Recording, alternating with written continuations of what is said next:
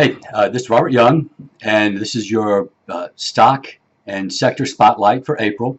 However, today's spotlight is going to be a little bit different.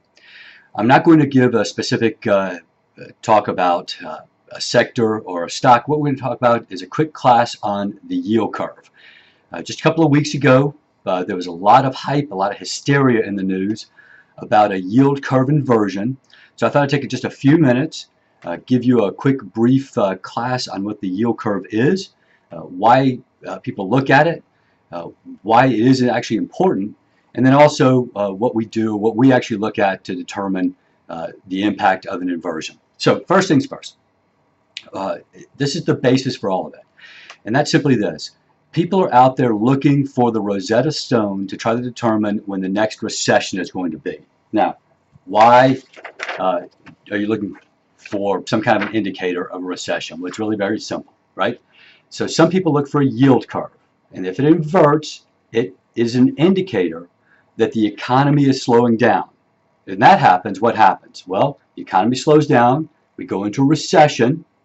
As a result of being in a recession, what happens to the stock market? Yep, stock market drops anywhere from 20 to 40%.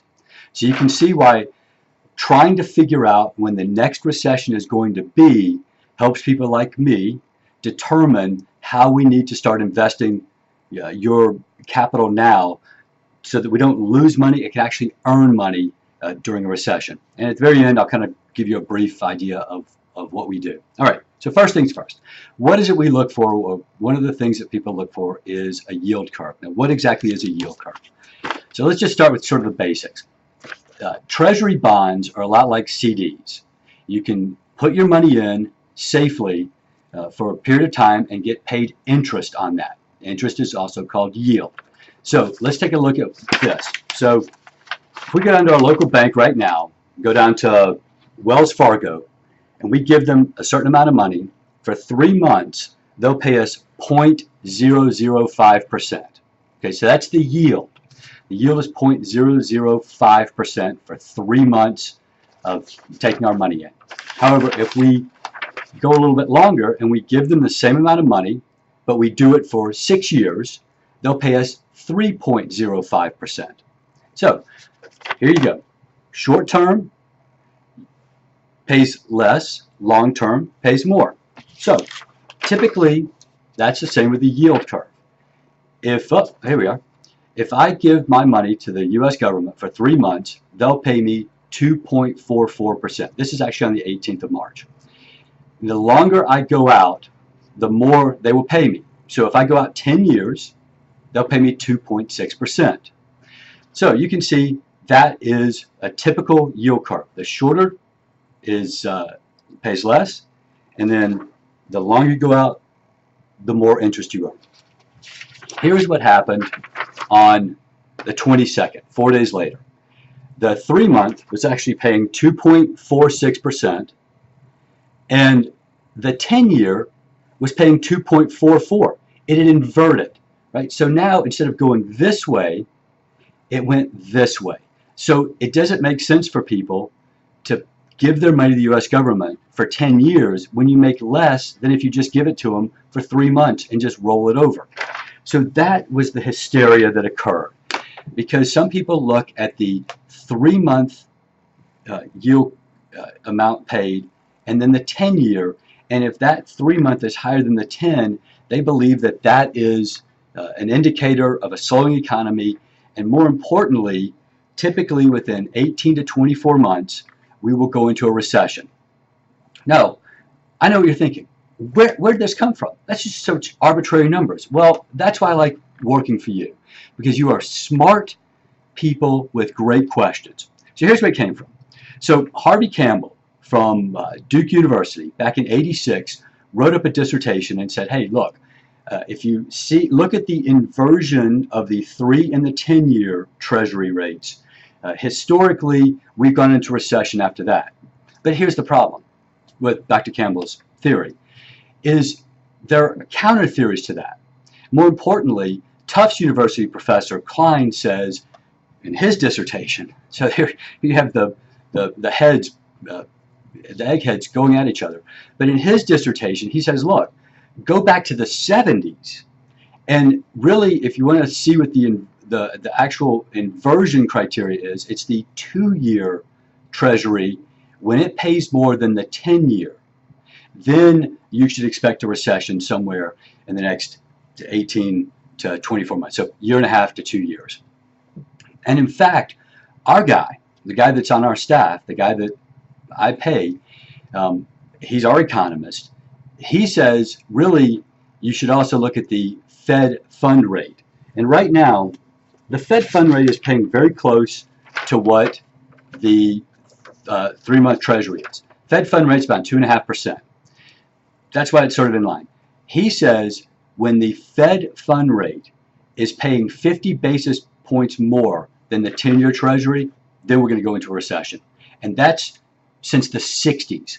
So I'm going to go with our guy who says longer term, if the Fed fund rate gets to around 3% based on current 10-year pricing of 2.6, then we should be going into a recession. Now, so we have time. There's no reason to be hysterical. And quite frankly, a lot of this stuff from CNBC or MSNBC or whatever, Fox or Booyah or whatever you watch, a lot of it is, again, generated. It's just the topic du jour that people have to speak about something because, quite frankly, this is a long way off and it hasn't even really occurred yet. Our 2-year is still paying much less or less enough than the 10-year, so we're not even looking at that. And the Fed fund rate is significantly less than the 10-year. So quite frankly, that is really nothing for us to be concerned about. Whatever happened with the 3-month versus the 10-year is not something to be concerned about. Let me reiterate. We are not on the cusp of a recession based on the 3-month Treasury paying a little bit more than the 10-year Treasury. Here's what happened, actually. Back on the 22nd, it just so happened, a lot of negative news internationally occurred. Germany is now paying negative interest rates to bondholders for the 10-year. So if you put money with them, you actually lose part of your principal. The Bank of Japan and Holland are both paying 0. So if you give them their money, you're basically just going to get it back in 10 years. So what happened? Well, frankly, the rest of the world looked at us and said, we're putting our money there. Our market started taking off because people are putting money in our stock market. And then our bond market, short term, money's going into that. That pushes the price up. Yield goes down. As a matter of fact, the yield's actually flipped back a little bit now. So now the 3-month is paying a little bit less than the 10-year. So we're back where we should be. So here's what we have. We have our own proprietary system of economic indicators. I look at the 10-2. I look at the Fed fund rate. I look for light truck sales. I want to see if small trucks, basically construction trucks, are being purchased. I want to look at total vehicle mileage traveled. I look at the average work week that unemployment stats are putting out. I look at building permits. Not new home sales, but commercial buildings. Very important difference there. I look at the price of copper, price of oil. This is essentially a breaker box that when these things start checking into the negative, I start getting very concerned about going into a recession and the economy slowing down. Why? Well, because if copper isn't being used, it's not going to building materials, it's not going to semiconductors, it means computers aren't being sold. Oil isn't being used, it's being storehoused more, means that people aren't driving around as much, so there's my mileage. Light truck sales start willowing down, which means that construction industry is probably sort of shoring down. Same with commercial building. Those are the big ticket numbers that I want to see. If they begin to slow down, I start to get a little concerned about a recession on the horizon. Then at that point, here's what you will see in your accounts. We will start to unwind positions like our technology position. We'll start to unwind positions in stocks that might be more discretionary, like Ford Motor Company stock buying cars.